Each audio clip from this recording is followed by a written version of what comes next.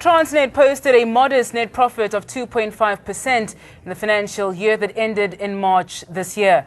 The company's acting Group CEO, Siyabonga Gama, said the company managed to grow its revenue by 8% to 61.2 billion rands despite the tough economic climate. And now joining us in studio is Siyabonga Gama, the acting Group Chief Executive of Transnet. A very good evening to you, Mr. Gama. Thank you very much for your time today on Prime. What do you make of the numbers? Are you pleased?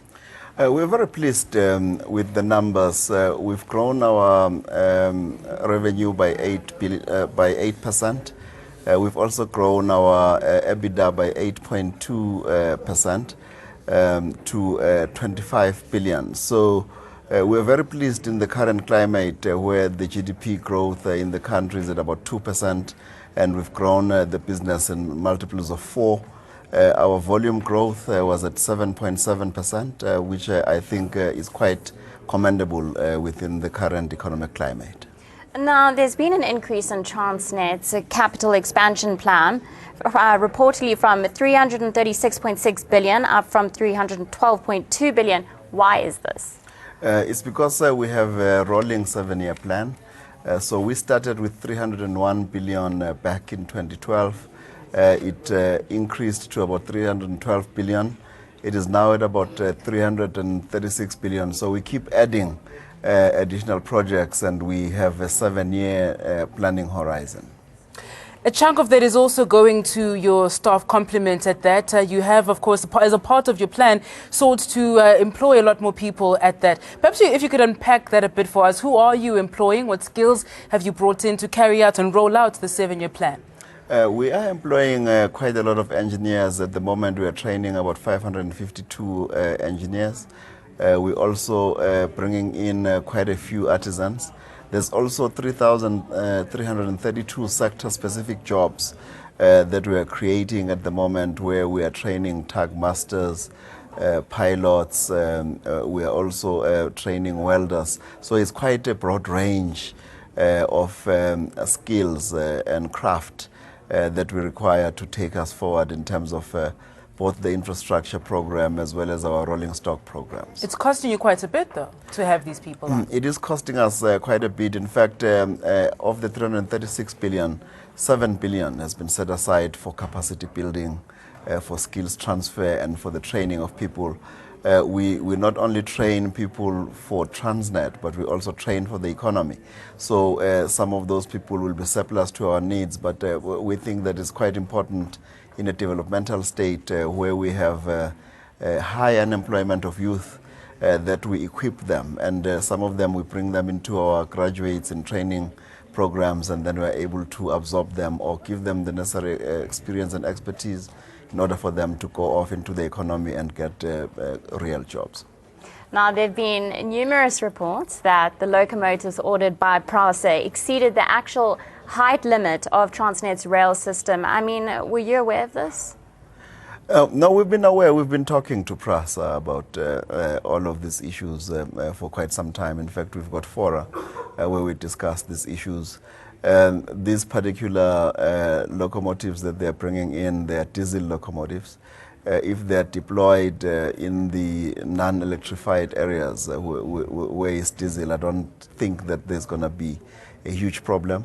But at the moment, I think we're talking about a locomotive that's not been deployed. It's a locomotive that is under test. Let us find out the results of that test from the people who are doing that actual work. The RSR is best placed in terms of giving us a verdict in terms of those particular locomotives. I think we don't need to have too much of a fuss at this point in time. Let us wait for the outcomes. In terms of maintenance was also an issue raised with the PRASA issue as well. Has Transnet also been experiencing similar issues of maintenance, and how is it affecting your work and carrying out your work? It's absolute nonsense. Transnet has been investing. In this past year, we've put in 19.1 billion rand in terms of infrastructure upgrades. There is no problem with the infrastructure network in Transnet. We've continued for the past 3 or 4 years to make sure that we invest in terms of making sure that we maintain our infrastructure at world-class standards. In fact, some of the infrastructure that you see in Transnet, you can only see it in some of the European countries and some of the American countries. Now, looking at your investments, and as you said, there's been major infrastructure upgrades. Yes, it's lovely, it's all good and well to have these things, but is a 600 million rand investment in locomotives really necessary? We are not investing in the locomotives, but I think if you understand where PRASA has come from in terms of historical underinvestment in trains and coaches, it is necessary that they replenish their current fleet. But I am not the spokesperson for PRASA, but I'm quite sure that there would have been a business case for all of this. We've seen, of course, some issues with Eskom as well, load shedding experienced across the board. How has that affected your business? To some extent, we've been affected because I think what we would like is a constant flow of electricity to power our electric locomotives. So we are looking at ways in terms of how we can best mitigate the impact of the lack of power supply from Eskom. But I think we're making good progress, and we have not been destabilized that much given the fact that Eskom has been struggling to keep the lights on, as it were. Other issues as well, global factors, drops in commodity prices, as well as hikes in fuel as well. Has that affected your business? Do you think that perhaps you would have grown a lot more significantly without these global factors? Yes, I think in a globalizing world, we will be affected by what happens elsewhere in the world. The impact of commodity prices has been quite huge.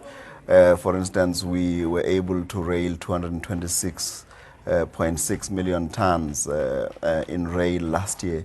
If that had not happened, we believe that we could have gone on to about 236 million tons. Mm-hmm. Mm-hmm. Now, looking at your 7-year plan, I mean, what is the way forward for Transnet? Transnet wants to make sure that this country becomes competitive, and I think the logistics competitiveness is really put on the shoulders of Transnet, and it's important that we catalyze economic growth by making sure that we create an efficient transport system that assists importers and exporters to move freight from producers to the markets where they are required. Mm-hmm, mm-hmm. We saw mining and manufacturing data released last week at that. Manufacturing numbers slightly down at that. Are you seeing that translating into your job, I suppose, in the movement of goods? Yeah, some of that will translate into our job, and I think what is important for us is how do we de-risk this by making sure that we diversify into other areas that we're currently not in. But also we have a major push in terms of our road to rail strategy, which will assist us greatly as we wait for an economic upswing, so that in the interim we should be able to continue to grow the business, albeit knowing that it will probably be at a slower rate than what we'd initially assumed. But we do want to take advantage of any economic upswing by making sure that we've developed and created adequate capacity in order for the economy to grow going forward. Now, of course, you're not from PRASA, but I do think it would be interesting to hear what your thoughts are on Dr. Mtukulu, he's an engineer who's not registered with the Engineering Council of South Africa, which is a requirement for state work. I mean, this is someone who's designed locomotives that PRASA has acquired, which, by then links Transnet. What are your thoughts on this? There are teams and teams of people that do some of this work. It does not fall on the shoulders of one person.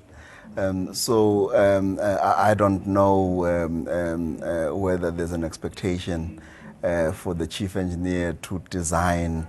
There are a lot of people who are actually experts in some of these things, and I'm sure PRASA would have 500, 600 engineers that are involved in this type of work. Just quickly, Mr. Gama, because we must let you go now. Of course, the focus as a part of your 7-year strategy has been on modernizing rail infrastructure. Are we then likely to see perhaps an increase in the expenditure, in your capital expenditure on this infrastructure as you try and modernize it to keep up with an ever-changing economy, I suppose?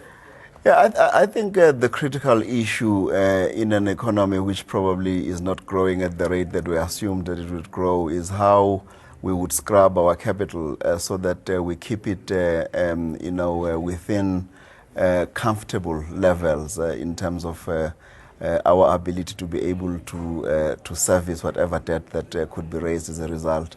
So we will continue to make sure that we invest in our counter-cyclical strategy, but we want to bring to bear both operational as well as financial efficiency issues into that particular equation. And you're still acting currently. Do you know as yet whether or not you will assume the position full-time? No, that is really not for me. I don't make those kinds of decisions. Our board and the government are the ones who make those kinds of decisions. My role is to make sure that I steer Transnet into calm waters and that we continue to grow the business. Thank you very much for your time, Mr. Gama, and for joining us on ANN7 Prime. That, of course, was Mr. Siyabonga Gama, Acting Group Chief Executive of Transnet.